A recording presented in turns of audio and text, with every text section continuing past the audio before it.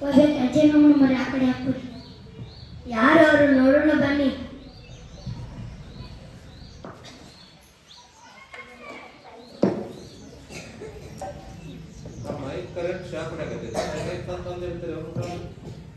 ಈ ಅಜ್ಜಿ ಪ್ರಾಣಿ ಪಕ್ಷಿ ಜೊತೆ ಎಷ್ಟೊಂದು ಮಮತೆ ಇದ್ದಾರೆ. ಬರೀ ನಮ್ಮ ಅನುಕೂಲಕ್ಕಾಗಿ ಬೇರೆಯವರಿಗೆ ತೊಂದರೆ ಕೊಡಬಾರದು. ಬನ್ನಿ ಅರಮನೆಗೆ ಮರಳಿ ಹೋಗೋಣ.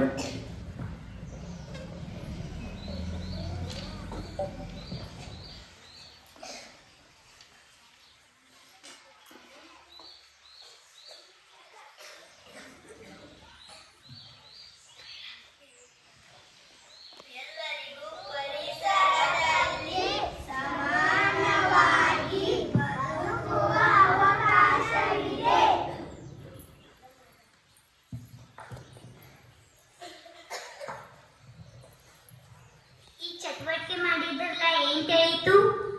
ಪರಿಸರವನ್ನು ನಾವು ಹಾಳು ಮಾಡಬಾರದು. ಪರಿಸರದಲ್ಲಿ ಪ್ರತಿಯೊಂದು ಜೀವಗೂ ಸಮವಾಗಿದೆ ಬದುಕುವ ಹಾಕಿದೆ ಎಂಬುದನ್ನು ನಾವು ತಿಳಿದುಕೊಂಡಿದ್ದೆವು.